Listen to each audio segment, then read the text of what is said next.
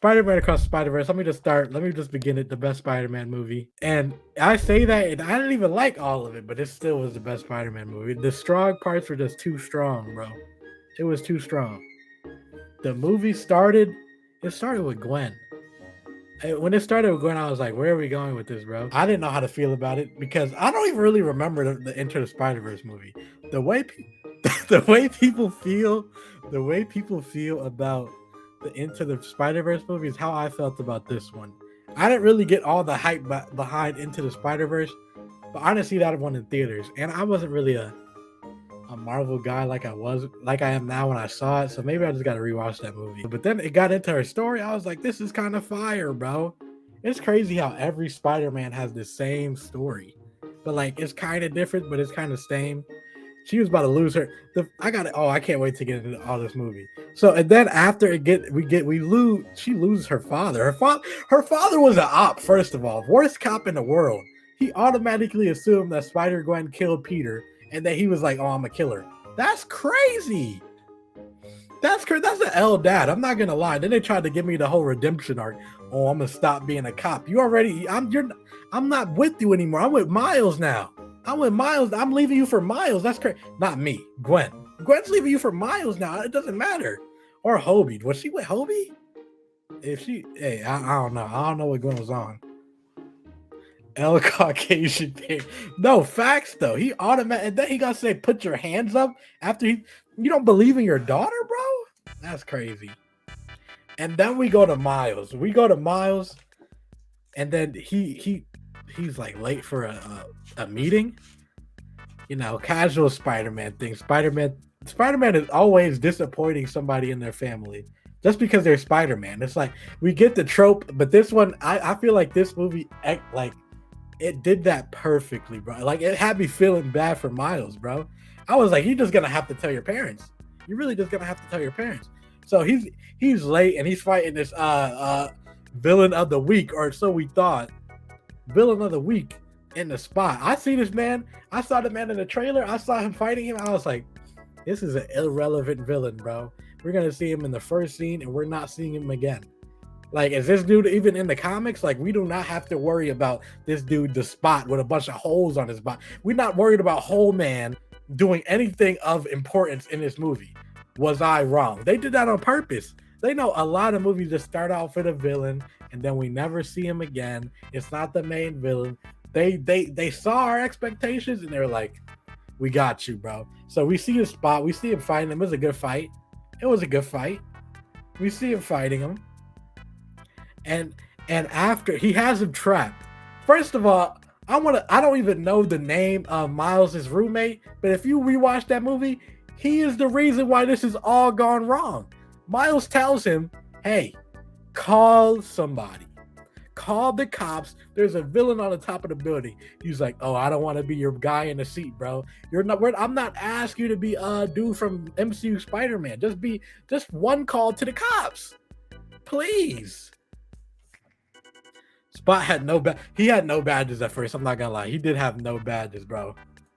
He definitely had no badges at the beginning. All he had to do was call the cops, bro. And he didn't call the cops. When I was watching that, I was like, I watched it again. I watched it twice in theaters. And when I saw that, I was like, that man really sold. That man really sold the whole bag. So he doesn't call the cops. Miles goes into the meeting. And then he gets out the meeting and he has to fight the Spot again.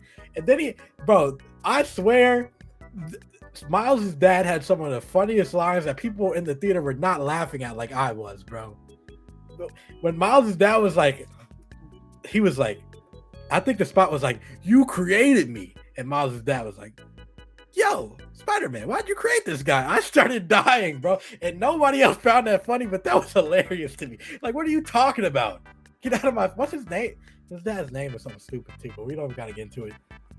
Why'd you create that guy, Spider-Man? Bro, that had me weak, bro. And nobody else in the theater laughed. I was like, bro, why do you create that guy, Spider-Man? Like, and then after that, he was like, he had this talk with Spider-Man about his son Miles. And Miles was like, just get off his ass a little bit. And he was like, wait, what did you say? That was peak. That was peak entertainment. Yeah, no, Ned is. That's why we need a Ned in this universe. We don't have. It's kind of crazy that the one black Spider-Man, he don't got a side friend at all. Like he the only friends he has are in different universes. That's crazy to me.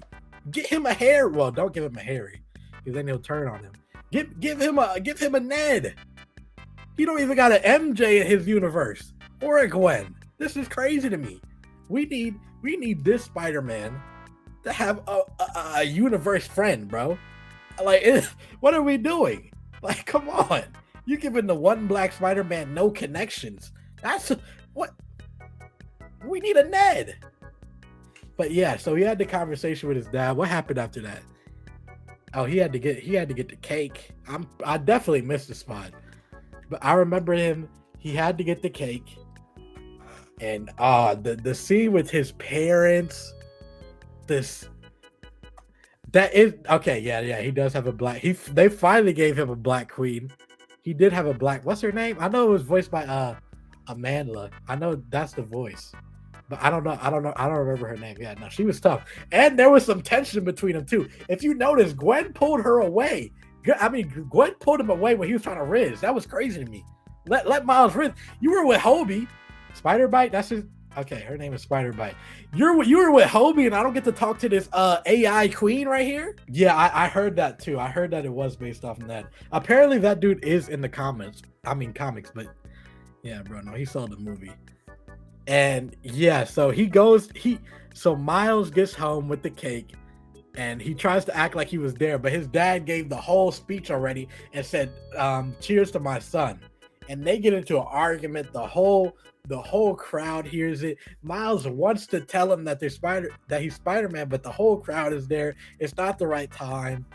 He just slams his door. He gets grounded for 2 months. That's crazy. 2 months off the rip is crazy. He gets grounded.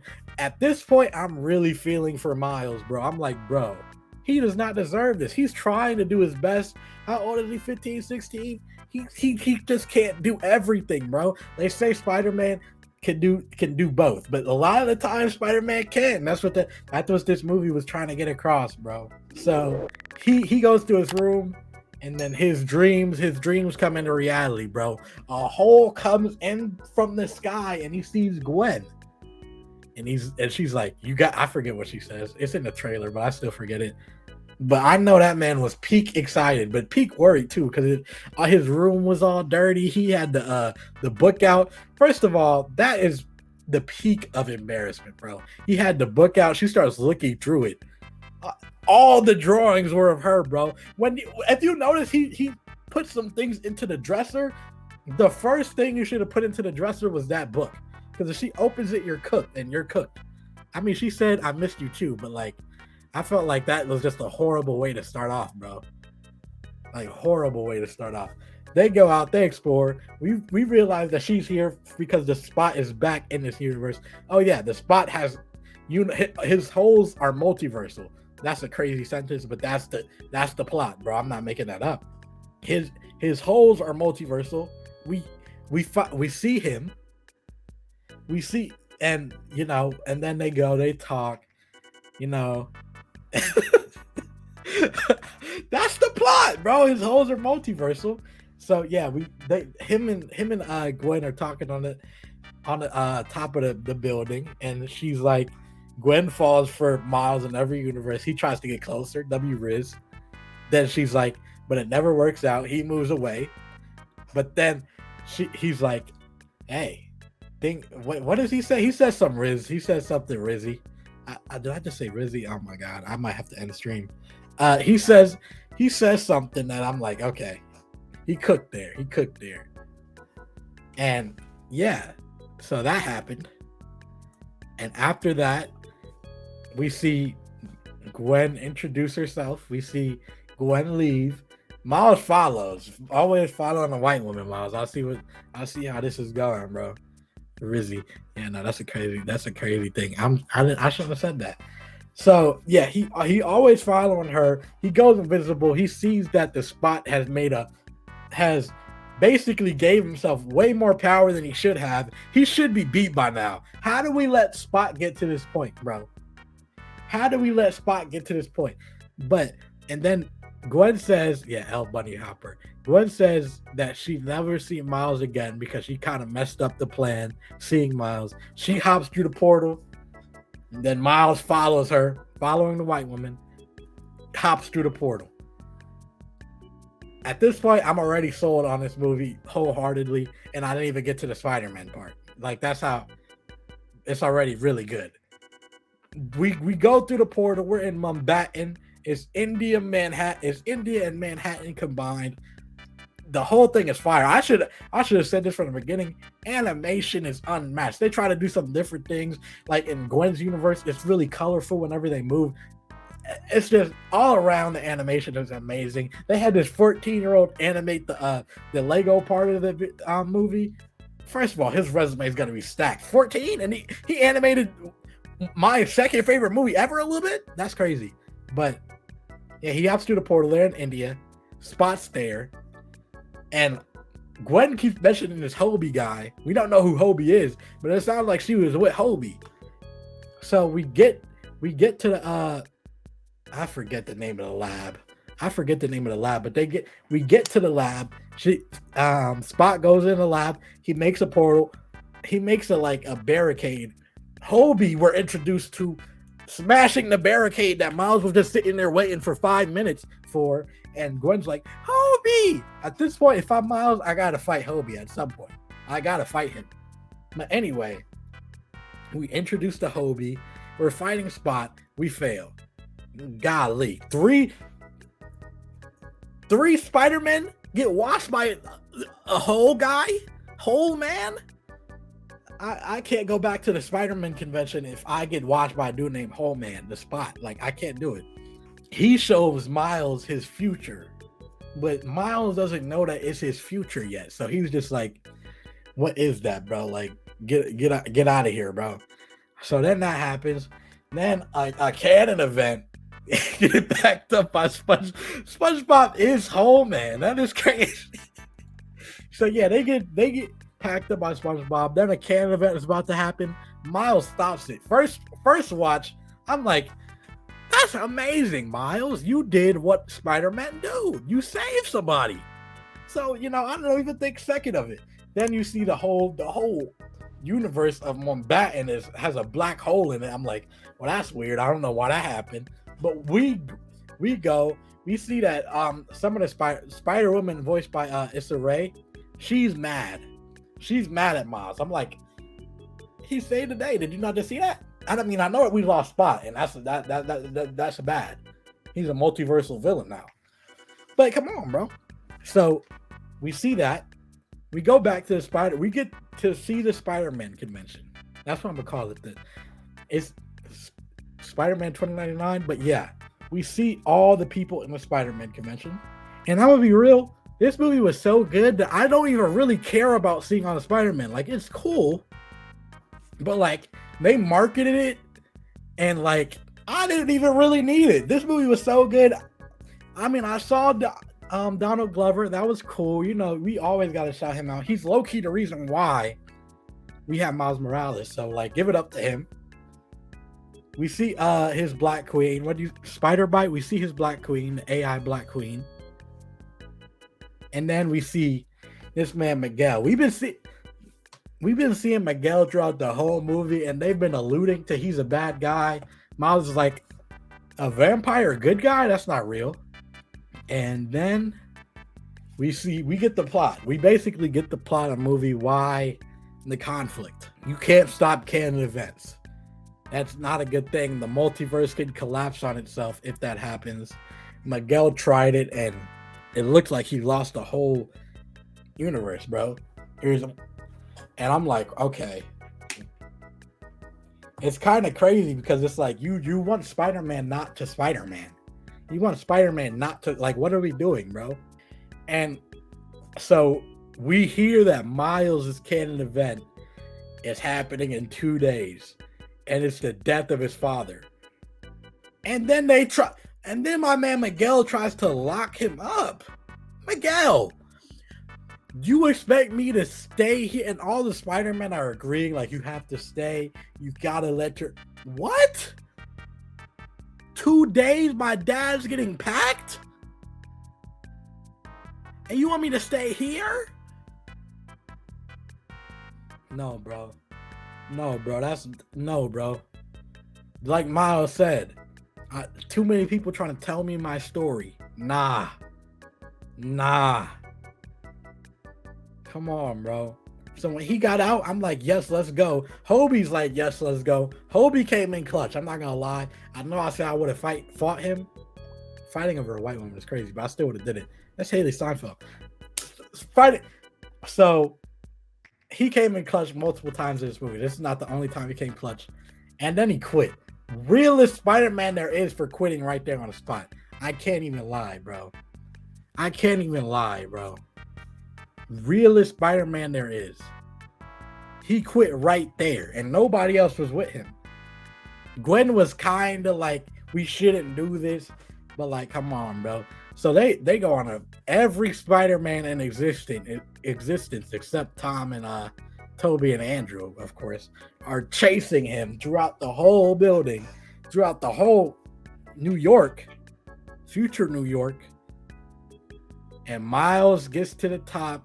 Miguel gets there, and bro, this moment, you're not, bro. First of all, I was getting real racist vibe from Miguel when he goes into Miles's ear and whispers, "You don't belong here."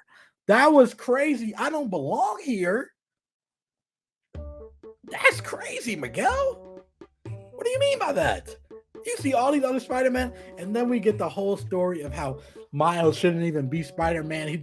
The reason he's Spider-Man is an accident, basically. He got bit by a spider from a different universe. Now that universe doesn't have a Spider-Man. They're falling. Yeah, no, he really could have called him a slur, like Ron Kick. So yeah, so we get the whole backstory. And at this point, I'm like, this is crazy, bro. And Miles drops one of the hardest lines of cinema. I don't remember it, but I remember the nah. I don't remember word for word, but I remember the nah. So, and then he outsmarts everybody, goes back to the machine that puts you to the right universe, which I feel like shouldn't have sent him to the wrong universe. Like, you serve zero. So I feel like it shouldn't send him to the wrong universe because it's kind of weird that okay, here's my thing. It analyzes your DNA and sends you back to the right universe, right? So if I go into that thing, into that machine, the go home machine, I would come back to this universe, right? But I feel like Miles's DNA should override the. Everybody keeps telling me how my story should go. Nah, I'm gonna do my own thing. I think that's exactly it. That codicil of cinema. But yeah, if I feel like Miles's DNA should override the spider's DNA, the spider's DNA that bit him. So I'm like, it should send him back to his own universe. It never said it analyzes the spider DNA. It analyzes your DNA. Does he have nothing but Earth 42 spider DNA in his body? So it sends him to the wrong universe. We don't know that at first though. So he like goes to his mom, tells her everything, tells her he's Spider-Man, and she's like, I'm sorry, but who is Spider-Man? At that point, my brain is like, what? Wait, whoa. What happened? Wait, where are we? And in my mind, I'm going through the craziest of theories right now. I'm not going to he's in the wrong universe. My mind goes, oh my God. At the end of the Spider-Man No Way Home movie, she erased Spider-Man's identity. He erased Spider-Man's identity from people's minds. Maybe that goes for the whole universe, and now nobody remembers Spider-Man. And then that was a real dumb theory. I'm not gonna lie, but that's where I was at that point. So then we begin to realize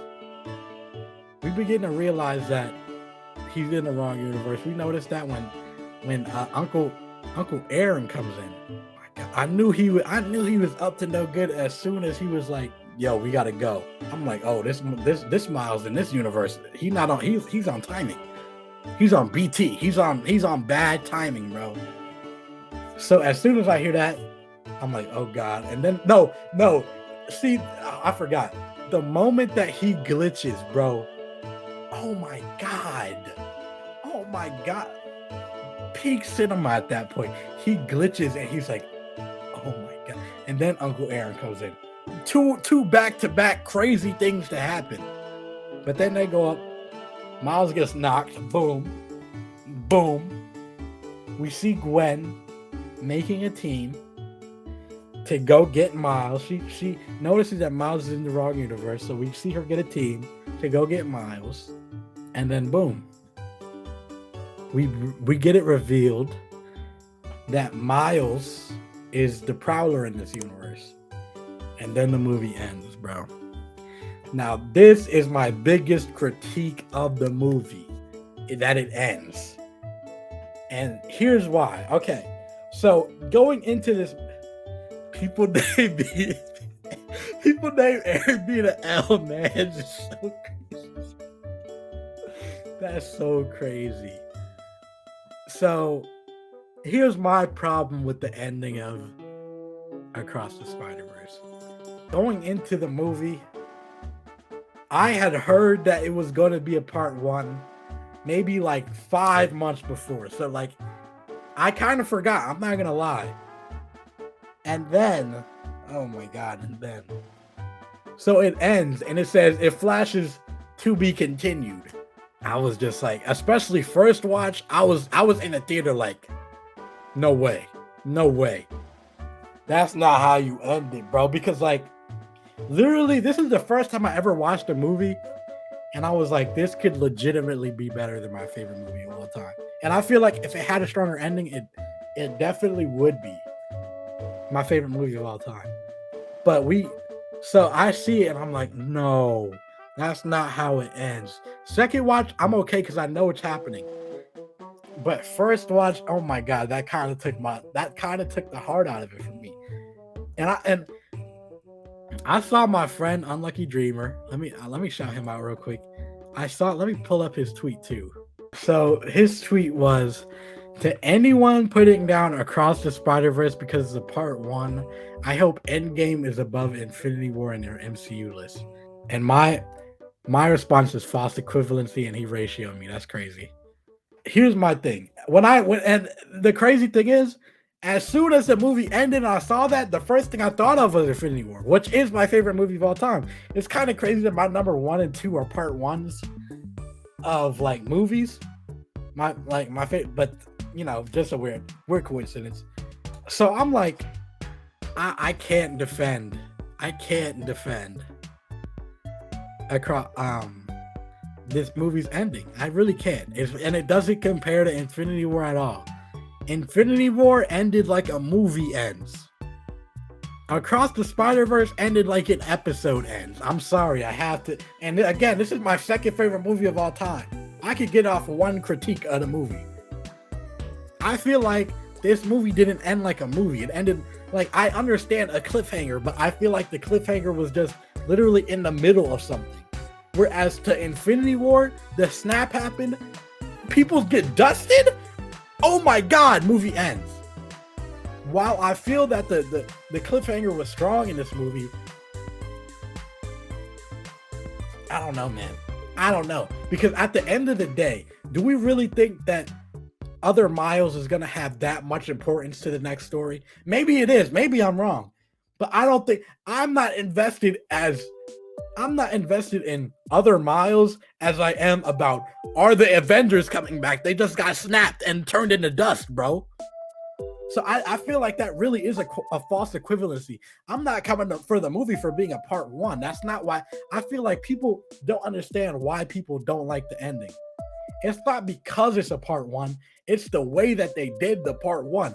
Everybody loves the ending of Infinity War. Not everybody loves this ending. So it's just two different things. It's just two different things, bro. But that's the whole review. That's all I got to say about this movie. Oh my God. And they're saying that Beyond the Spider-Verse might get delayed.